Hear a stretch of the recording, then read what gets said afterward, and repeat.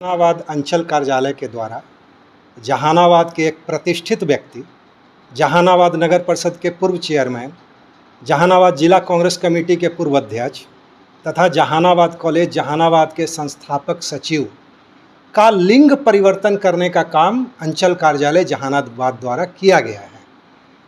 ये सुरेंद्र प्रसाद शर्मा हैं, इनका लिंग पुरुष है। ये वोटर आई कार्ड है।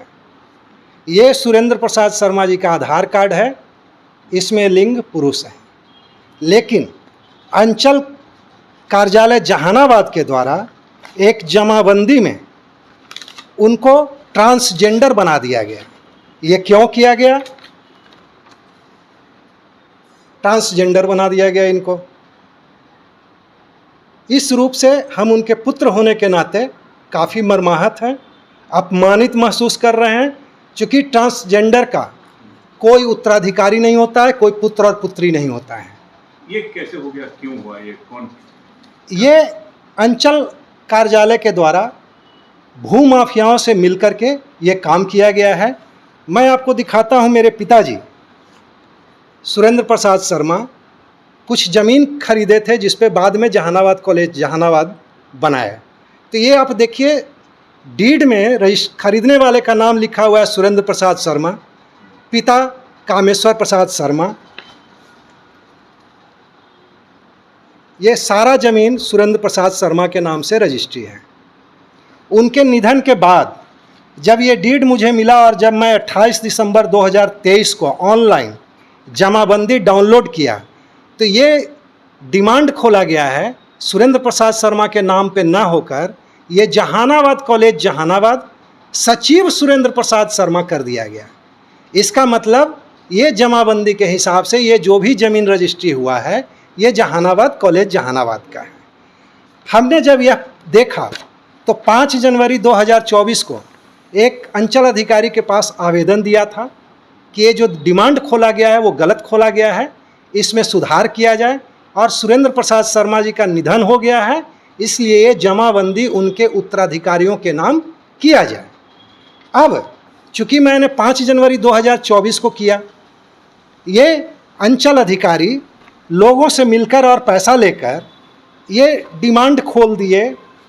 दूसरा डिमांड इन्होंने जो अपडेट कर दिया, इसमें लिंग ट्रांसजेंडर कर दिया, ताकि इनका उत्तराधिकारी के रूप में यहाँ कोई मान्यता ही न मिले।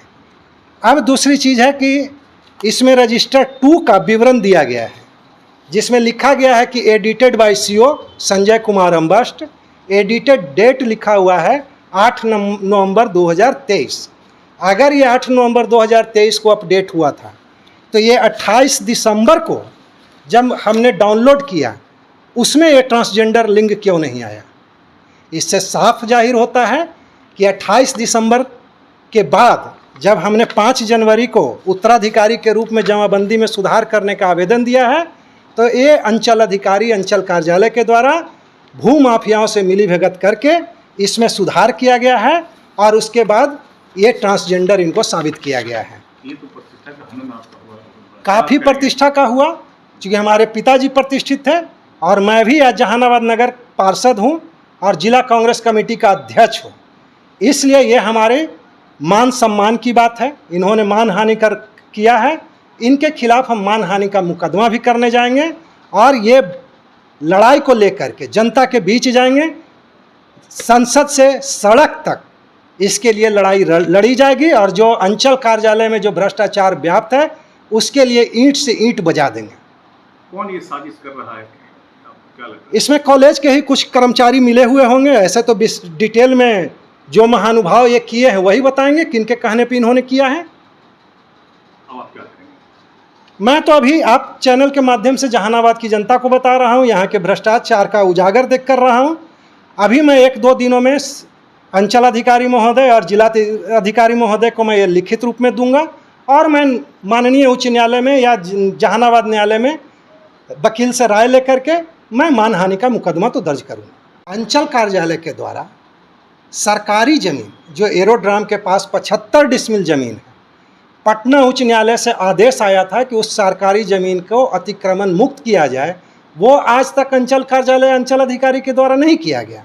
जबकि रैयती ज़मीन जो खरीदे हुए हैं उसको ये लोग भरवली रूप से बताते हैं कि एरोड्राम का ज़मीन है।